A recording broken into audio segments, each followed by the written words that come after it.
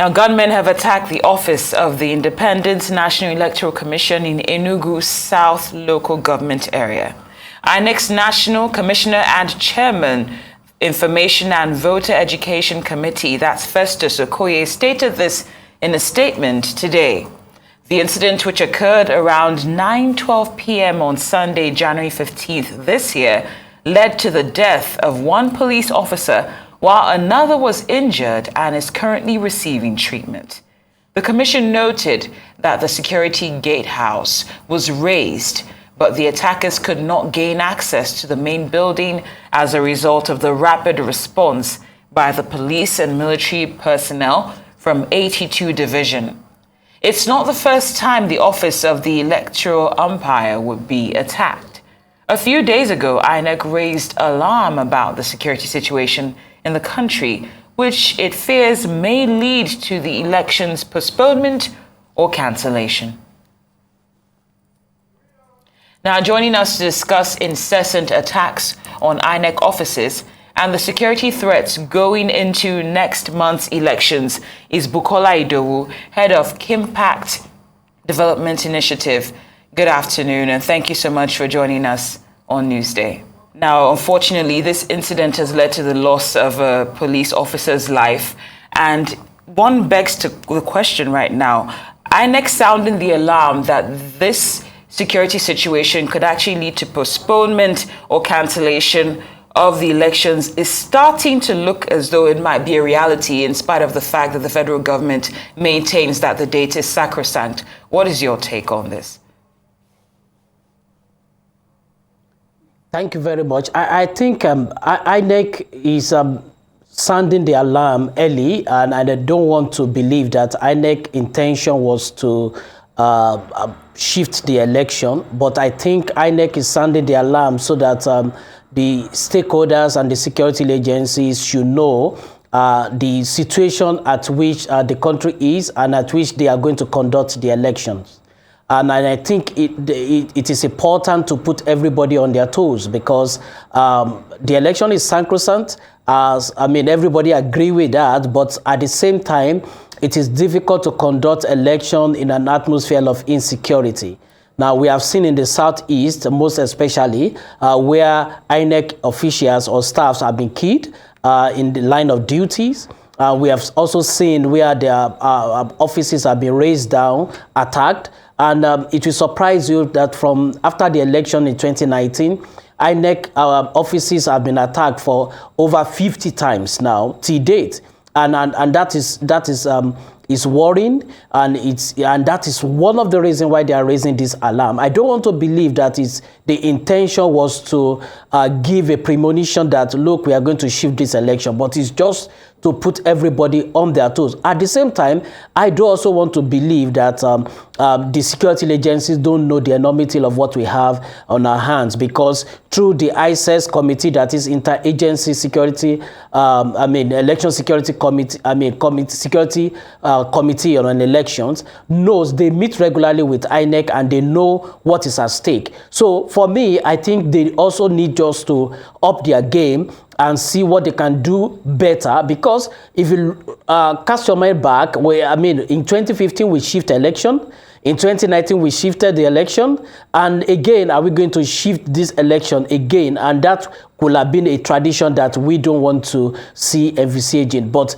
at the same time, Nigerian and INEC and the security agency are fully aware of what we have on our hand right from 2019, and it will be a colossal failure if they have not thoroughly planned towards that. But what we have today, the case of insecurity is growing, most especially electoral violence.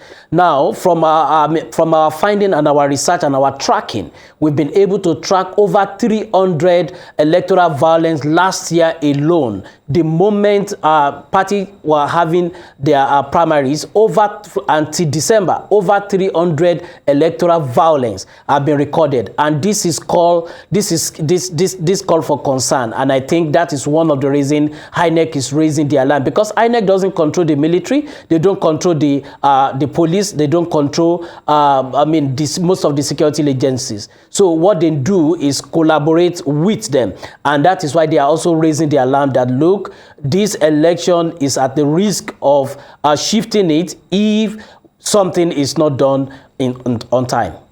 Now, with so many incidents, as you've said, over 300 since last year, and it hasn't been a year since we started these activities. So that means that there's more than one incident of electoral violence on a daily basis since we started this period.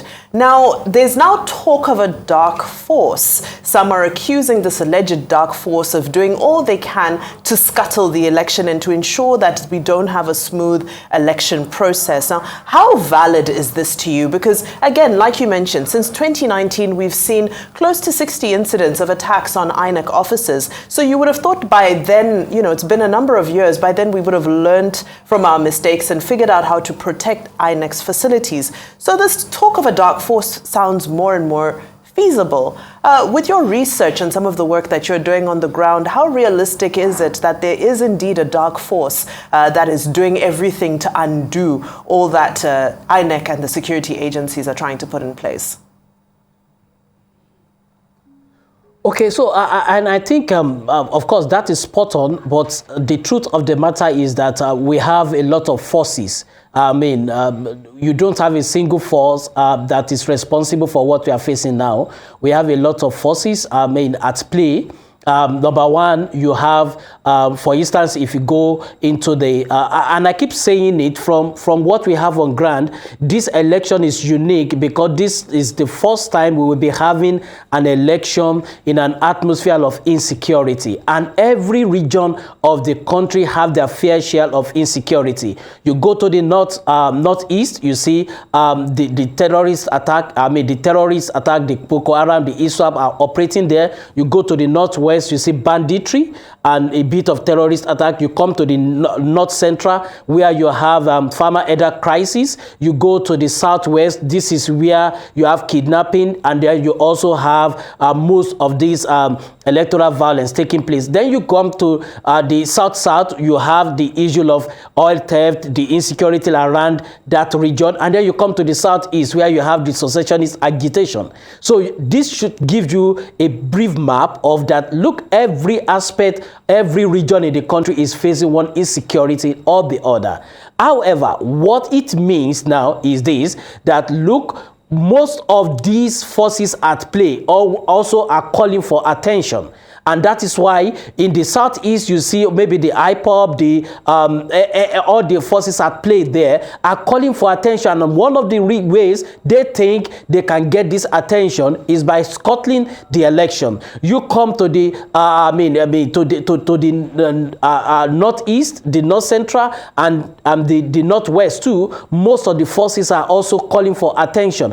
And election is one of the ways where they think their voices can be heard. By scuttling the election, they think people will begin to, or the government will begin to listen to them. So these are the forces at play. And however, that is just outside the electoral circle. Again, you now begin to look at within the electoral circle, there are political parties, there are politicians who also feel that, look, they are not well prepared, and they also feel probably they are not likely going to win this election. So the best they could do is to cause violence, so that probably they have more time to also,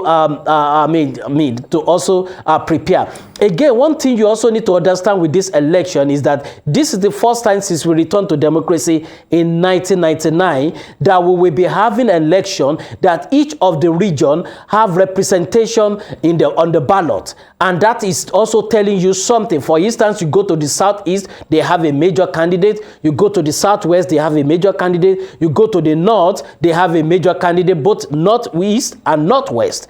all of them have a major candidate on their ballot. And that alone is already polarizing the country. And this already also telling you that, look, we might begin to have people going back to their region to fortify and solidify their base within their region. And that is, again, a potential for violence, where you want to see that if the other person comes here to my region to campaign, then they are likely going to be attacked. And these are the indices at play here that we need to look at. Bukola Idowu, we're certainly grateful for your time, and unfortunately we've run out of it, but we appreciate your analysis so far. Bukola Idowu is the team lead, Kimpact Development Initiative. Thank you so much for joining us on Newsday.